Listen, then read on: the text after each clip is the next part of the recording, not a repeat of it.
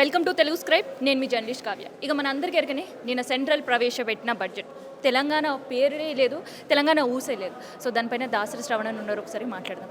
So Telangana రాష్ట్రానికి సంబంధించి అసలు ఊసు కూడా ఎత్తని పరిస్థితి ఎట్లా తీసుకోవచ్చు అసలుకి? మన కాడికెళ్ళి ఇటు 8 అటు 8 16 మంది ఎంపీలు ఉన్నారు. దురదృష్టం ఇవాళ కేసీఆర్ గారు గెలవకపోవడం, తర్వాత బీఆర్ఎస్ ప్రతినిధులు పార్లమెంట్ సభ్యులుగా పార్లమెంట్లో లేకపోవడం వల్ల జరుగుతున్నటువంటి ఒక నష్టం విస్పష్టంగా ఇవాళ కేంద్రం ప్రవేశపెట్టినటువంటి ఒక బడ్జెట్లో కనబడతా ఉంది. అత్యంత దుర్మార్గమైనటువంటిది, దురదృష్టకరమైనటువంటిది. మోస్ట్ హై పర్ఫార్మింగ్ స్టేట్ ఇక్కడ కనుక ₹1 పెట్టుబడి పెడితే ₹100 అయ్యేటువంటి ఒక వెసులుబాటు కలిగినటువంటి ఒక ఆర్థిక అభివృద్ధికి తోడ్పడగలిగేటువంటి ఒక అద్భుతమైన ఎకనామిక్ ఎన్విరాన్మెంట్ ఉన్న దగ్గర అవసరమైనటువంటి ఒక రీతిలో పెట్టుబడులు కావచ్చు, లేకపోతే సహాయ సహకారాలు అందించవలసిన కేంద్ర ప్రభుత్వం ఇవాళ తెలంగాణను కుంటుబడిచేటువంటి ఒక రీతిలో కనీసం ₹1 ఇవ్వకపోవటం, ఆ విభజన చట్టంలో పొందుపరిచినటువంటి ఒక అంశాలను పట్టించుకోకపోవటం, దానికి తోడుగా కాళేశ్వరం కావచ్చు, పాలమూరు రంగారెడ్డి కావచ్చు, ఇటువంటి ఒక ప్రాజెక్టులకు సరి అయినట్టు ఒక నిధులు కేటాయించే ప్రయత్నం చేయకపోవటం, మొత్తం మీద ఒక సవతి తల్లి ప్రేమ ఇవాళ తెలంగాణ పట్ల ఇవాళ నరేంద్ర మోడీ గారి ప్రభుత్వం చూపెట్టింది. ఇది అత్యంత బాధ కలిగించేటువంటి ఒక అంశం. ప్రతి తెలంగాణ బిడ్డ కూడా గుర్తించవలసిన ఒక అంశం. ముఖ్యంగా ఏంటంటే ఇవాళ చేవదచ్చిన వాళ్ళ లెక్క ఇవాళ అటు బీజేపీ ఎంపీలు కావచ్చు, లేకపోతే కాంగ్రెస్ పార్టీ ఎంపీలు కావచ్చు, ఇవాళ ఏదో వీడియోలో చూస్తూ ఉన్నాం, మేమేదో దీక్షలు చేస్తాము, లేకపోతే ప్లకార్డులు పట్టుకొని ప్రొటెస్ట్ చేస్తాము అని చెప్పని. ఇప్పుడు పెద్ద ఎత్తున బడ్జెట్ ప్రవేశపెట్టే ముందు రేవంత్ రెడ్డి గారి యొక్క నేతృత్వంలో అనేక మంది మంత్రులను కలిసినట్టుగా మనం ఫోటోల్లో చూసినాము, వీడియోల్లో చూసినాము, మీడియా వార్తల్లో చూసినాము.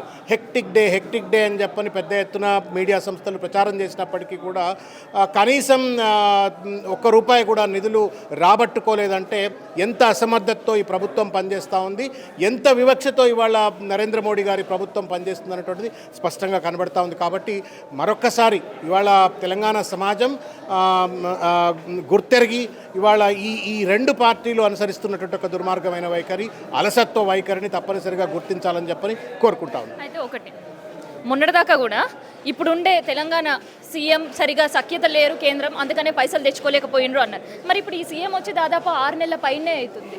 పక్క రాష్ట్రం సీఎం కొత్తగా వచ్చినా కానీ నిధులు తెచ్చుకునే పరిస్థితి వచ్చింది. మరి మన రాష్ట్ర అభివృద్ధి ఎట్లా ఉండబోతుంది ఇట్లా ఉంటే?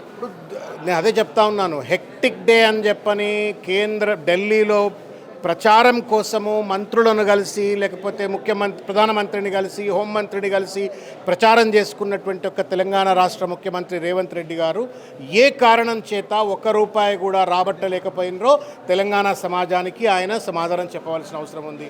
దానికి తోడుగా తగుదునమ్మా అని చెప్పని కేసీఆర్ గారు వచ్చి మాకు తోడ్పడాలా అని చెప్పని తన బలహీనతను, తన యొక్క అసమర్థతను రేవంత్ రెడ్డి గారు వ్యక్తీకరించుకుంటా ఉన్నారు. ఇది తెలంగాణ సమాజం అంతా కూడా గుర్తించాలా. ఇది ముమ్మాటికి తెలంగాణ రాష్ట్ర ముఖ్యమంత్రి రేవంత్ రెడ్డి గారి యొక్క వైఫల్యానికే ఇది నిదర్శనం. నెంబర్ 1. నెంబర్ 2, కేంద్ర ప్రభుత్వ వివక్షతో పాటు రేవంత్ రెడ్డి యొక్క వైఫల్యం. ఒక పక్కన వారి గురువు గారు అయినటువంటి ఒక చంద్రబాబు నాయుడు గారు 25,000 కోట్ల రూపాయలు ఎట్లా సాకారం చేసుకుంటారు, ఎట్లా శిష్యుడు కనీసం ₹1 కూడా రాబట్టలేకపోతా ఉన్నాడు అంటే ఎవరి ప్రయోజనాల కోసం ఇవాళ తెలంగాణ రాష్ట్ర ముఖ్యమంత్రి రేవంత్ రెడ్డి గారు పనిచేస్తూ ఉన్నారు. తర్వాత ఎందుకు చంద్రబాబు నాయుడు గారు 25,000 కోట్లు ఇచ్చినటువంటి ఒక తీసుకోగలుగుతూ ఉన్నాడు, రేవంత్ రెడ్డి ఎందుకు తీసుకోలేకపోతా ఉన్నాడు అంటేనే వీళ్ళ పోరాట పటిమల లోపం ఉన్నది, తెలంగాణ పట్ల చిత్తశుద్ధిలో లోపం ఉన్నది. ఇది కేసీఆర్ గారు లేని లోటు ఇవాళ అటు పార్లమెంట్లో బీఆర్ఎస్ ప్రతినిధులు లేని లోటు స్పష్టంగా కనబడతా ఉంది. ఇక తెలంగాణ రాష్ట్రం ఏర్పడ్డ తర్వాత కూడా ఎన్నో ప్రాజెక్టులు ఇంకా మన కాడ కూడా ఉన్నాయి. ఇక ₹1 కూడా ఇప్పటివరకు ఇక్కడ ఉండే సీఎం తీసుకురాకపోతే మన అభివృద్ధి పరిస్థితి ఎట్లా ఉంటుందని అందరికీ ఒకసారి యాద్ చేసుకోవాల్సిన పరిస్థితి వచ్చింది.